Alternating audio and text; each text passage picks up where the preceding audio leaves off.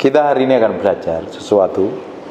Saya berdoa apa yang kita pelajarin hari ini akan merubahkan cara pandang kita yang salah, yang selama ini yang kita anggap benar. Karena setiap orang itu memiliki cara pandang masing-masing yang dianggapnya benar dan dilakukan, ternyata ujungnya malah babak belur. Semua keputusan kita ini yang salah, ujungnya itu bikin trouble. Coba perhatikan, kita koreksi selama ini hidup kita di masa lalu. Semua kekacauan, semua keributan, semua masalah, semua problem, dan kita kesandung-sandung itu sampai babak belur karena keputusan kita yang salah. Kalau kita ngambil keputusan yang salah, ujungnya ketemu masalah. Nah, keputusan yang kita harus ambil itu patokannya, dasarnya harus kebenaran firman Tuhan, apapun namanya. Makanya kita mesti ngerti firman. Makanya kita perlu belajar firman. Makanya kita perlu merenungkan firman dan praktek hidup di dalam kehidupan kita. Kekristenan yang sejati bukannya sekedar ibadah. Datang ibadah, pulang praktek firman.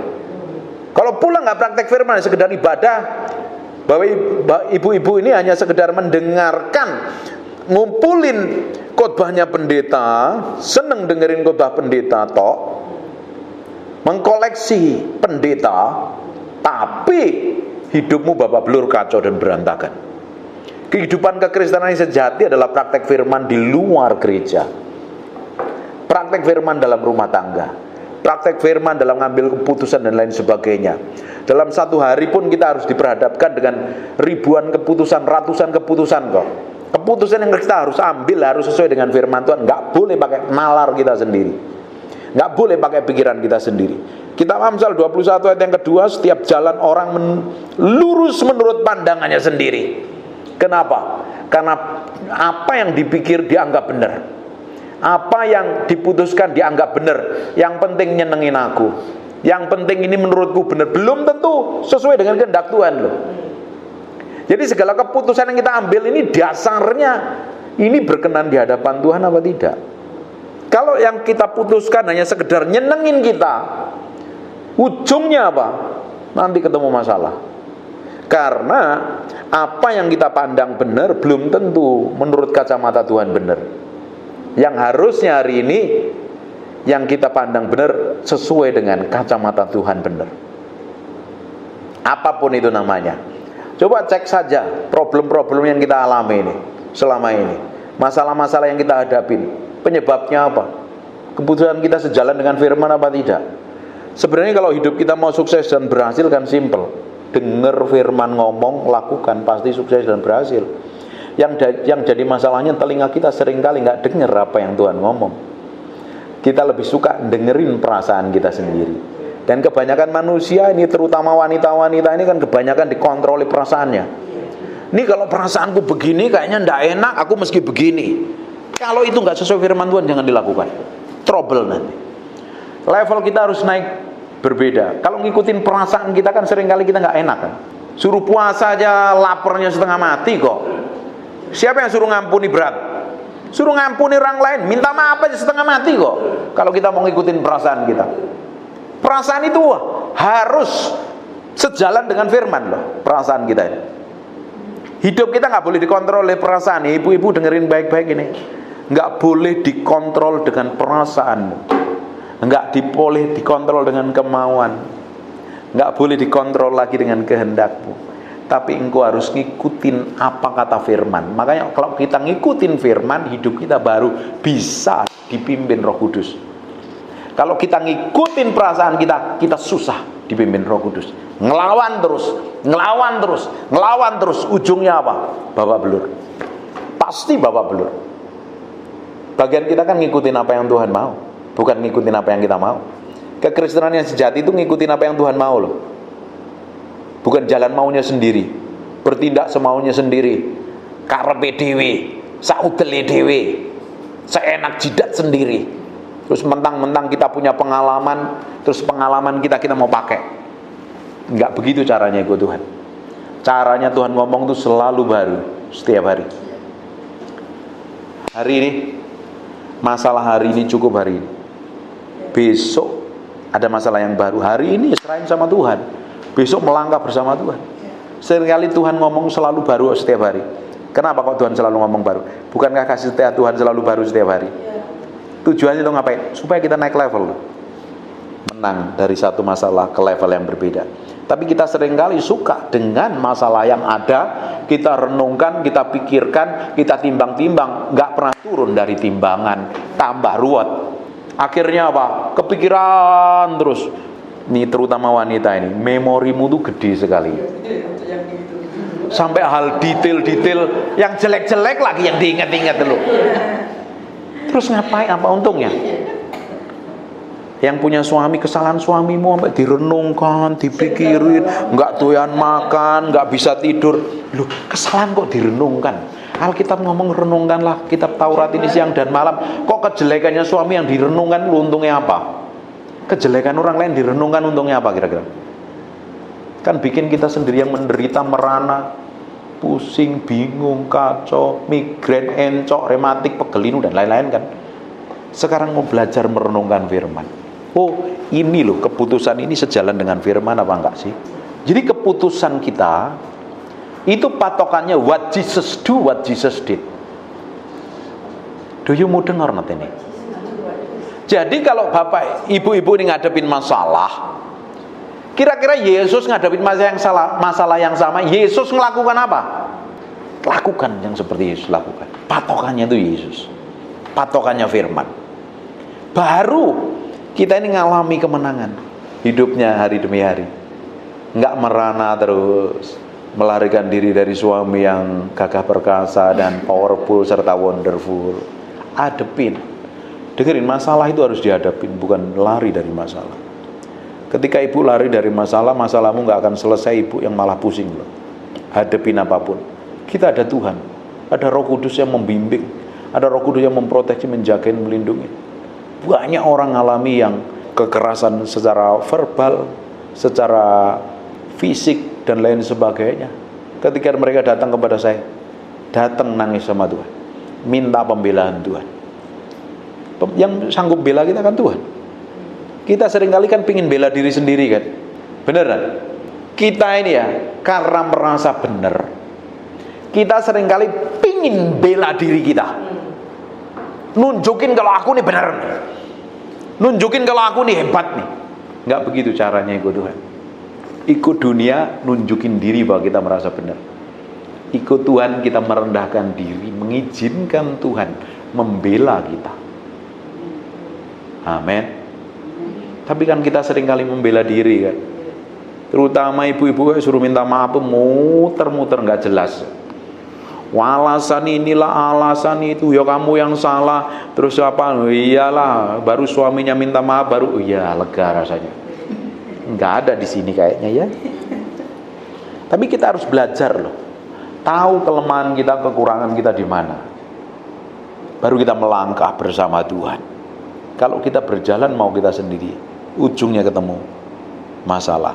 Setiap jalan orang adalah lurus menurut pandangannya sendiri, tetapi Tuhanlah yang menguji hati. Tuhan yang tes hatimu. Yang paling ngerti isi hati kita, diri kita dengan Roh Kudus. Kita ini dalam posisi benar di hadapan Tuhan apa tidak, yang tahu kan diri kita. Kalau ibu-ibu ini suka bergaul dengan Tuhan, kok semakin memiliki kepekaan yang Tuhan dengan Tuhan loh. Kepekaan yang tajam loh. Aku nih salah loh. Kalau aku salah, aku masih berubah loh. Tapi kalau udah tahu salah nggak berubah, dablek itu namanya. Udah tahu salah nggak mau berubah, terus berharap sesuatu yang ajaib datang dari Tuhan. Sampai matamu biru, rambutmu berubah jadi kuning semua, gigimu rontok, tidak akan ngalamin apa-apa. Jadi kalau kita ngikut sama Tuhan itu step by step, Tuhan selalu urusin yang di dalam kita.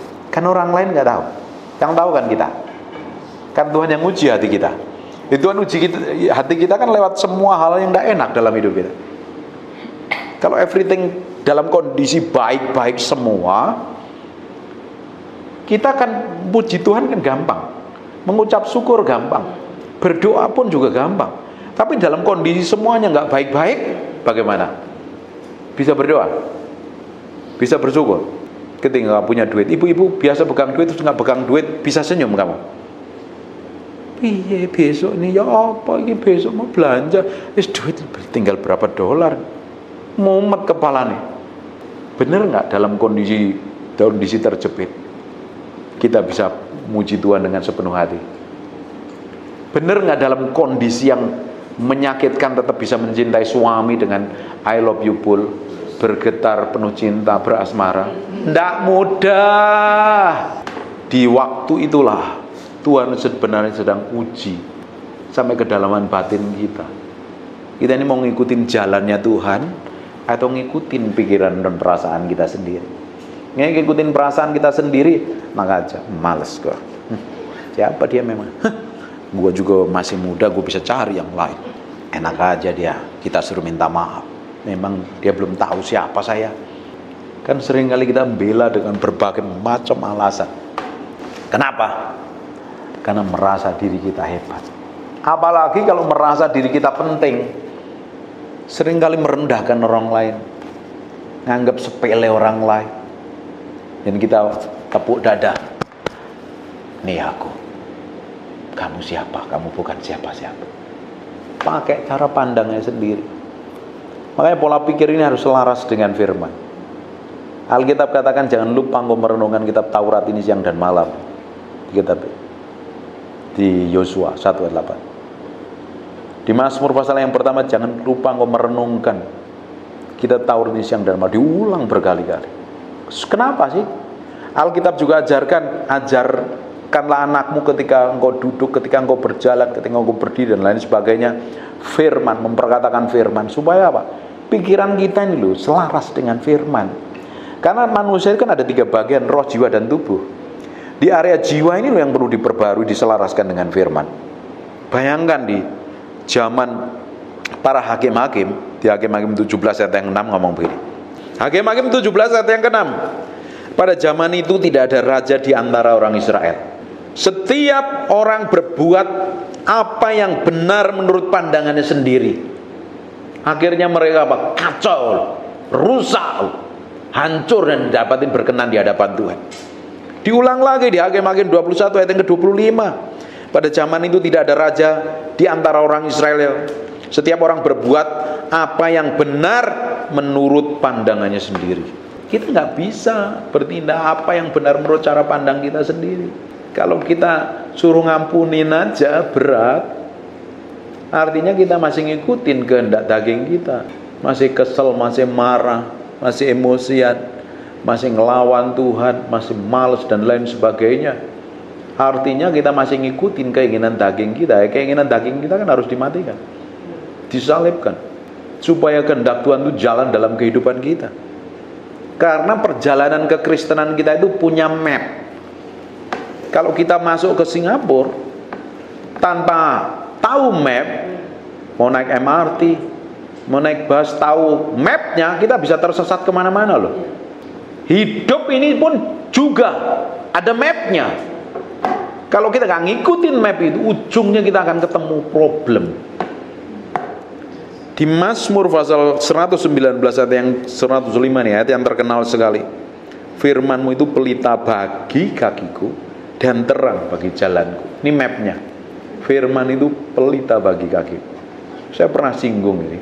Di zaman perjanjian lama dulu, di zaman dahulu kala, kan nggak ada lampu, nggak ada flashlight, adanya pelita.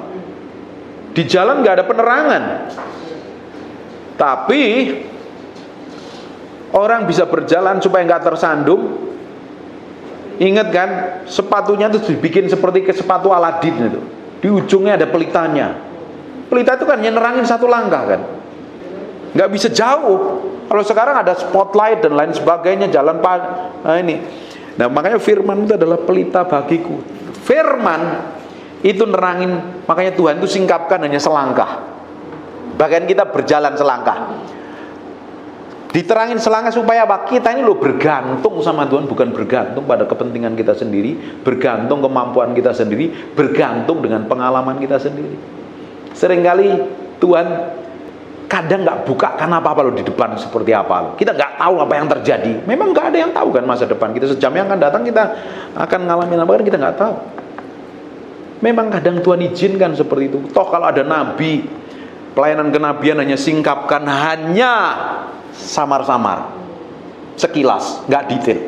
Supaya apa? Supaya kita ini bergantung sama Tuhan, nempelnya sama Tuhan. Lu bayangin kalau kita ini jalan ke depan, kita nggak tahu seperti apa, terus kita jalan mau kita sendiri, tersesat nggak? Kebentur-bentur pasti. Berapa banyak yang sering kali kebentur, sampai kepala benjut-benjut, terus nggak sadar, kan keterlaluan ya.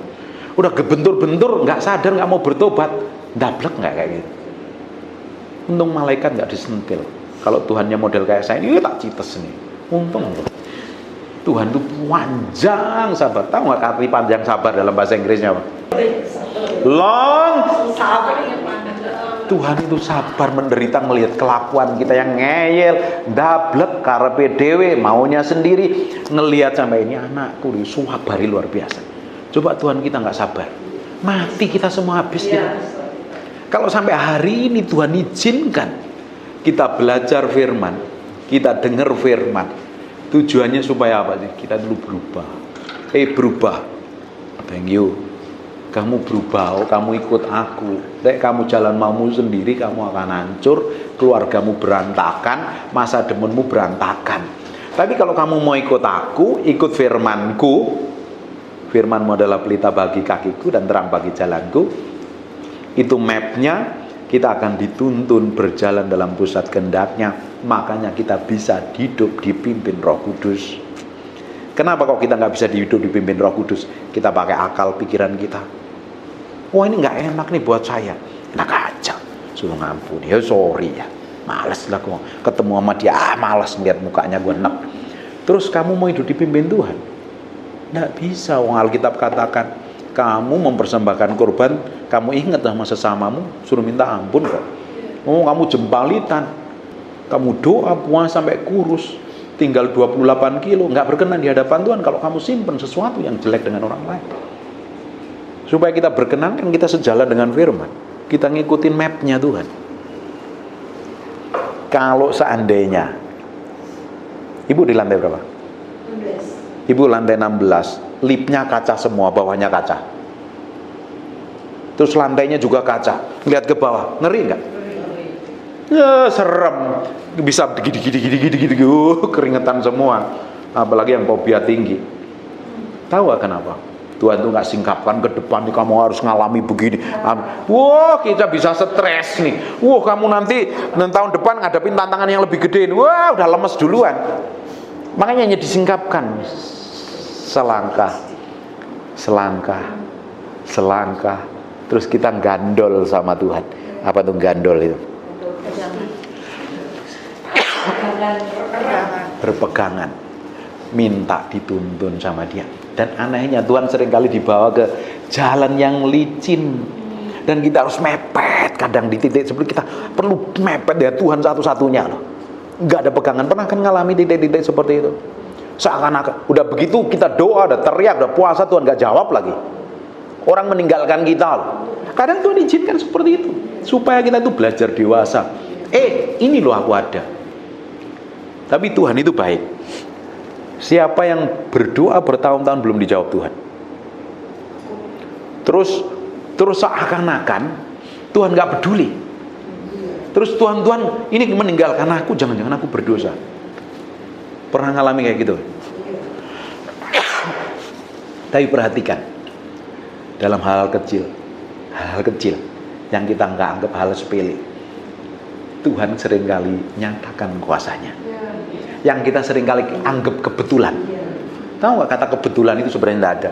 Itu kata kebetulan sebenarnya Tuhan itu nyatakan, hanya Dia nggak tanda tangan aja. Do you mudeng orang ten? Aku ini ada, tapi aku nggak memunculkan pribadiku. Ini loh, aku ada sama kamu.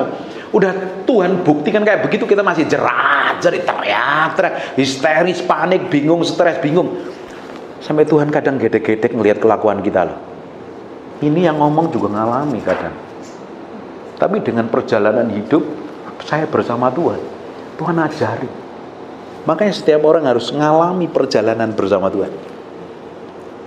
Perjalanan bersama Tuhan itu saya sebutnya sekolah kehidupan atau sekolah Roh Kudus. atau sekolah padang gurun. Itu yang ngajarin kita, aku ini ada buat kamu. Udah ditekan, diinjak, ditinggal, difitnah, dituduh, diperlakukan buruk, jerit sama Tuhan, Tuhan gak lakukan apa-apa. Bagus buat kita. Katakan, yes. Aku senang, dia bilang. Aku senang. Kalau terjepit, artinya Tuhan urusin hatiku. Mau naik level. Tapi kita sukanya kan senang, enak-enak, happy-happy ya. Kita maunya makan-makan, kumpul-kumpul, rame-rame, bahagia. Gak teruji yang di dalam ini. Justru dengan kesendirian akan ketahuan asli kita seperti apa. Seperti hari Minggu kemarin saya bilang, kalau di sini kan kelihatan kudus, suci, tak bercacat celah seperti Esther akhir zaman, Paul dan urapan kan. Tapi ketika engkau dipersalahkan, dituduh, difitnah, diperlakukan buruk oleh suamimu, reaksimu pertama kali yang keluar itu menunjukkan sebenarnya kita seperti apa di hadapan Tuhan. Teruji, powerful, dewasa, lembek, loyo, letoy, lemah, gemulai, memble atau apa. Tuhan mau kita naik level. Firman ini yang harusnya menuntun kita semakin hari semakin powerful. Bayangin kalau hidup kita ini tambah powerful bersama Tuhan. Pengaruhnya wanita itu gedenya luar biasa kan? Pak, aku ini lemah, gak punya pengaruh. Kata siapa? Tanya ibu gembala itu. Keputusan bapak bisa berubah waktu dia mau tidur, ngobrol-ngobrol di tempat tidur. Tahu gak kenapa? Pengaruhmu gede. Katakan, pengaruh saya besar. Yang jadi masalahnya pengaruhmu mau dibawa kemana, mau pengaruhin seperti apa. Nek kamu tidak kenal Tuhan, kamu ya mempengaruhi hal buruk. Kalau kamu berjalan sesuai firman, pengaruhmu tambah membawa orang di sekitarmu menjadi orang yang powerful. Jadi berkat di Surabaya. Amin. Kelihatannya lemah. Saya meeting sama orang. Ketika di rumah, istri saya ngomong, itu kok kayaknya begini-begini. Bisa berubah loh cara pikir saya. Keputusan saya bisa berubah loh, karena istri saya ngomong. Jangan dikira dia nggak bisa ngangkat 30 kilo. Pikirannya, cara pandangnya, sikapnya, tindakannya bisa mempengaruhi. Ini yang punya suami, punya keluarga ini. Coba nanti cemburu di rumah tuh, anak-anakmu lihat apa yang terjadi. Itu aroma bisa horor, itu atmosfernya di rumah. Lo kok bengong kabeh gimana? Coba nanti ibu-ibu cemberut aja. Nanti bilang, "Mami, kenapa? Kenapa kok?" Itu atmosfer rumah langsung berubah loh. Hati-hati loh. Makanya ibu-ibu harus begini terus. Haleluya. Ya anak salah ya perlu diomelin, kadang memang dididik, diajarin. Tapi setelah ngomelin kan kadang kita nyesel ya kan, sedih ya kan. Ya, tapi kan memang harus dilakukan ya, benar ya. Saya ngomelin anak sampai nggak bisa tidur 2 hari setelah itu. Ya, karena dia bikin kesalahan ya memang harus dididik, diajarin, didisiplin. Tapi kita memang harus memiliki pengaruh yang semakin hari semakin power.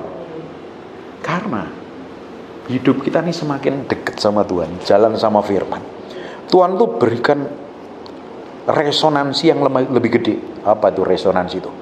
Kapasitas pengaruh yang gede. Membawa orang semakin hari semakin dekat dengan Kristus. Jalan sama Tuhan. Makanya dibutuhkan diri kita sendiri yang sejalan dengan firman. Semua keputusan kita itu dasarnya harus firman. Orang Israel bertindak semaunya sendiri, apa yang benar menurut pandangannya sendiri. Perhatikan ya.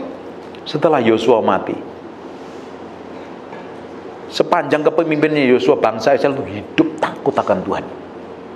Yosua punya pengaruh luar biasa. Yosua mati, masih ada tua-tua Israel. Bangsa Israel hidup takut akan Tuhan. Bayangin, setelah tua-tua ini habis, bangsa Israel muncul satu generasi yang gak kenal Tuhan. Liar, membuat bangsa Israel dimurkain Tuhan. Jalan di luar firman, keputusan di luar firman, itu mendatangkan malapetaka. Nek kita jalan sendiri, bayangin, kamu di luar kehendak Tuhan, di luar proteksi Tuhan, pasti ketemu problem. Hari ini tuh belajar menaruh hati di hadapan Tuhan. Makanya sebenarnya ya, dari semua persoalan yang kita hadapi, semua problem yang kita hadapi, kita harus banyak belajar. Karena Tuhan seringkali ajarin kita lewat masalah dan persoalan kita. Tapi seringkali kita lebih suka nyalain orang lain. Tuhan itu seringkali ngajarin kita lewat keadaan yang sulit. Kalau respon kita benar, masa depanmu pasti tambah powerful. Dalam keadaan sulit, respon kita seringkali salah, ujungnya ketemu masalah. Ini kan ngomong tentang kehidupan hari-hari supaya tambah hari tambah berkemenangan. Setiap hari itu kita ngalami kemenangan. Tuhan kan mau setiap hari kita ini berjalan dalam kemenangan demi kemenangan kan. Tuhan tuh nggak mau anak-anaknya tuh ruwet hidupnya, kacau, berantakan. Lalu keruwetan, kekacauan, keberantakan kita itu kan keputusan kita kok. Terus ujungnya nyalain Tuhan. Yang lebih parah lagi nyalain setan. Keputusan kita kok yang salah kok. Setan disalah-salahin. Ini gara-gara setan. Gara-gara kamu ngambil keputusan salah, problem. Setan seringkali jadi kambing hitam. Ini gara-gara setan. Bukan kamu ngawur, kamu hidup dalam daging. Belajar menaklukkan daging. Karena setelah kita ngalami kelahiran baru, memang musuh kita roh jadi udara. Tapi yang paling kita harus sering perangin adalah keinginan daging kita. Kalau keinginan daging itu kita bisa taklukkan apa yang terjadi. Dari jauh aja setan udah kenal. Jangan deket-deket Roma ini, urapan ini bahaya ini. Nama kita setan kenalin loh. Paulus aku kenal. Yesus aku kenal. Lah sopo kamu? Doa kakak pernah, hidup kepahitan, jengkelin, bencekno, habis kamu. Kita berjalan dengan Tuhan setiap hari, berjalan dengan firman. Setan kenal nama kita. Jangan deket-deket Kris. Bahaya itu urapan itu. Amin. Amin. Katakan saya diurapin Tuhan. Saya punya pengaruh besar. Kalau kita diurapin Tuhan, kita tahu bahwa kita urapan. Ya jaga sikap, kelakuan, tindakan. Tapi setan seringkali bikin kita lupa bahwa kita orang diurapin Tuhan. Hari ini tuh berjalan menaklukkan hati kita. Nanti lihat ya, ibu-ibu, di rumah tanggamu kok akan jadi berkat loh. Baru ketika kita melangkah bersama Tuhan, engkau akan jadi wanita seperti di kitab Amsal pasal yang ke-31. Itu wanita kesayangan. Suamimu tambah cuin tapol. Pengen nggak suami tambah sayang? Pengen. Suami tambah sayang itu juga biasanya takut Tuhan. Oh iya. Tapi kalau suami nggak takut Tuhan, kalau cantik, pasti. Dia nanti buka cabang. Justru. Makanya di 1 Petrus pasal yang ketiga, ketika ini wanita tambah powerful, tambah cinta Tuhan, tambah mengasihi Tuhan, ketika mendapatin suaminya melakukan kejahatan, ngawur, selingkuh, jahat, tidak takut akan Tuhan, dimenangkan oleh kelakuan istrinya tanpa perkataan. Tapi seringkali istrinya banyak perkataan, mau menangkan dari Hong Kong tanpa perkataan, tapi dengan sikap, dengan tindakan, dengan kelakuan yang diubahkan. Karakter wanita ini dulu menjadi serupa segambar dengan Kristus. Ketika suamimu yang masih bejat-bejat, masih ngawur-ngawur itu, puji Tuhan kalau suaminya cinta Tuhan. Wah, tambah sayang luar biasa. Nah, tapi yang jadi masalahnya kalau suamimu masih bejat kelakuannya, risak, liar-liar, dimenangkan oleh kelakuan istri yang sudah diubahkan. Jangan pingin merubah suami sampai matamu biru kayak bule, nggak akan terjadi. Sakit hati, jengkel. Siapa yang pingin merubah suaminya sampai kesel kadang? Kamu, aku udah nikah sama kamu 20 tahun, kamu nggak berubah-berubah. Saya agak sering paham ini bahasa-bahasa seperti ini. Ya, nggak berubah-berubah, tambah hari tambah begini. Terus kamu pingin merubah suami, kamu malah kecewa. Yang kita bisa rubah bukan orang lain. Dengar itu ya. Kita ini dipanggil bukan untuk merubah orang lain, siapapun orangnya. kita dipanggil pertama kali menjadi serupa, segambar dengan Kristus. Orang bisa melihat karakter kita seperti Yesus Kristus, kelakuan kita, sikap kita, tindakan kita. Orang lain tadi melihat manifestasi Tuhan, mereka diubahkan melalui kehidupan kita. Makanya 1 Petrus pasal yang ketiga, kalau didapatin suamimu belum bertobat, bejat, main cewek, tukang selingkuh, kasar, ngomongnya nyakitin, ngomongnya ketus, ngomongnya ngelukain dan lain sebagainya, dimenangkan oleh kelakuan istrinya. Ada kok yo Alkitab itu ngerti ya. Kalau perempuan itu kan ngomong ya, tanpa perkata. Kok Tuhan itu ngerti ya? Hebat ya Tuhan kita ya.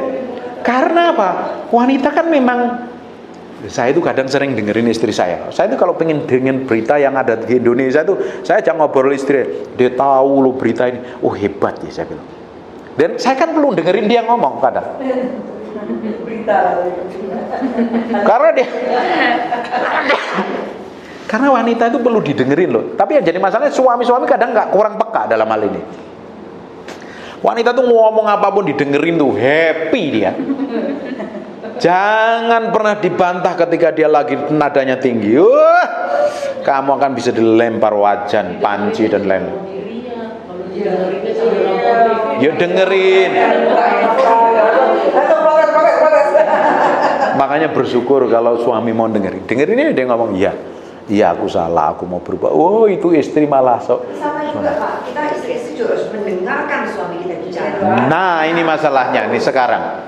Banyak suami-suami gak didengerin oleh kuntilanak di luar. Betul. Yang jadi masalahnya sekarang, ini wanita juga jangan terus-terusan.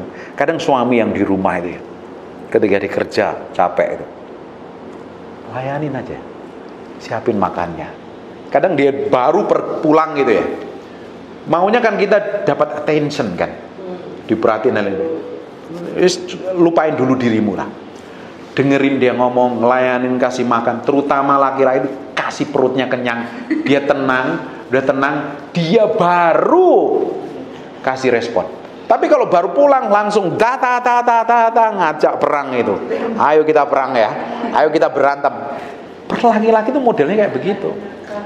Dengerin ya, apalagi kalau punya laki-laki yang belum bertobat tuh, jangan diungkit-ungkit kesalahannya, jangan dituding-tuding. Apalagi kalau suami tukang selingkuh, diungkit-ungkit selingkuhannya, ditambah gila. Ngomong yang ringan, ngomong yang baik. Dan suami harus sering dipuji.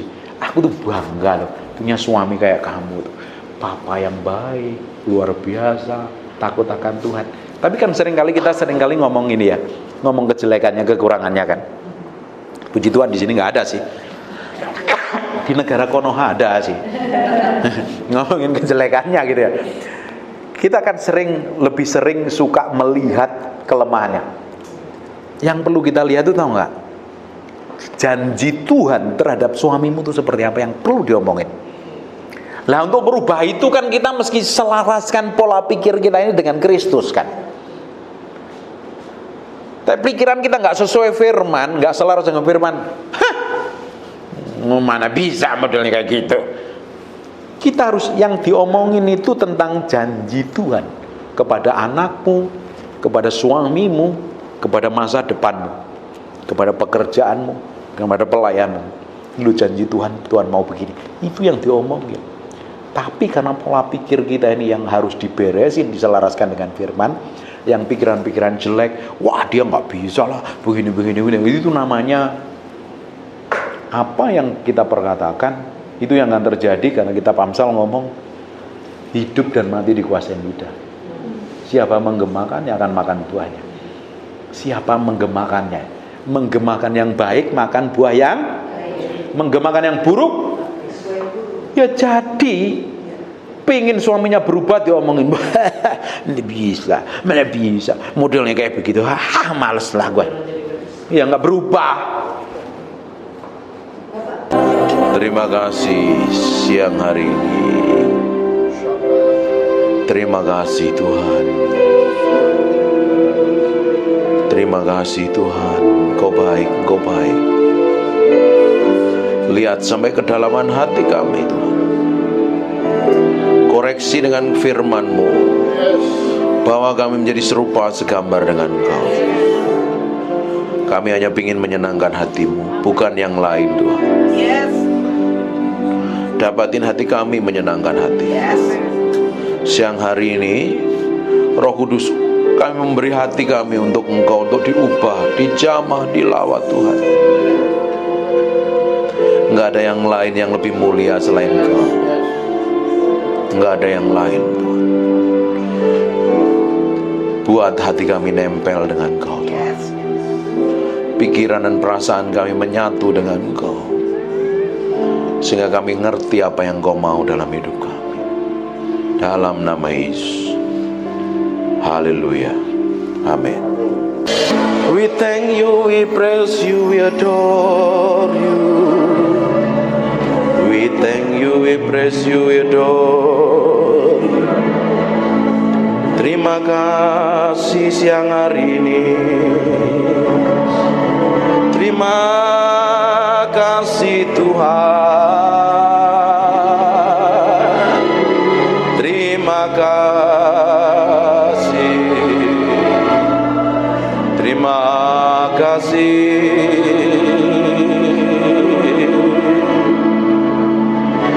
Di dalam hadirat-Mu kami diubahkan mengenal Engkau. Di dalam hadirat-Mu kami mencintai-Mu.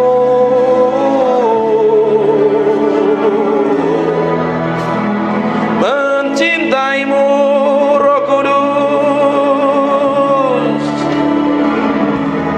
Roh Kudus.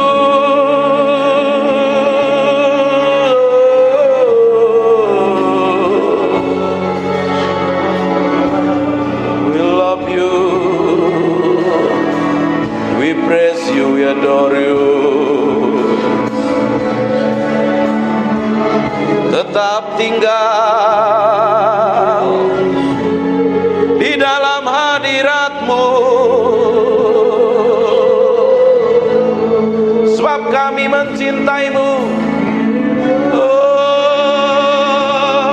Tuhan,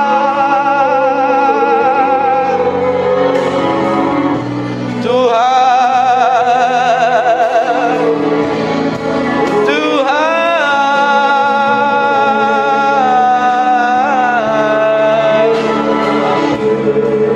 Naralamo senemede pianaramo, ikiri miana nanamo se, ikiri biena namoso.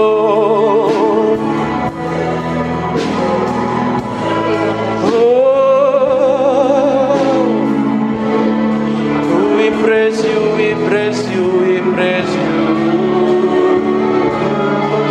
We praise you, we praise you.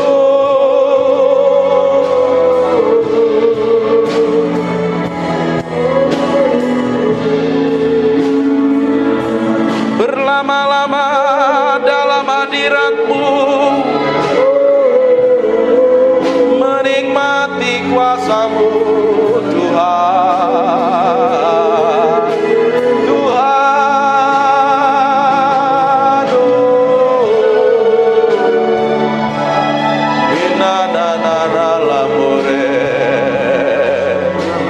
ikinemiananaranamos.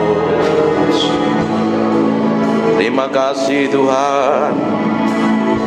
Biar roh hikmat wahyu turun di antara kami, menyingkapkan pribadi-Mu yang ajaib, sehingga kami mengerti kehendak-Mu,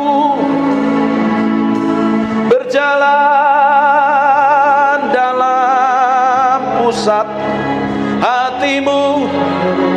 Oh Tuhan, siang hari ini urapi kami semua tanpa terkecuali.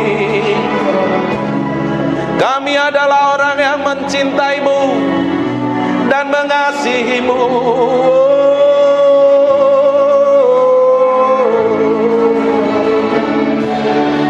Haleluya, haleluya, haleluya. Terima kasih. Yang merasakan hadirat Tuhan kasih tepuk tangan yang meriah. Hanya untuk Raja yang mulia. Haleluya. Amin. Silakan duduk dalam hadirat Tuhan.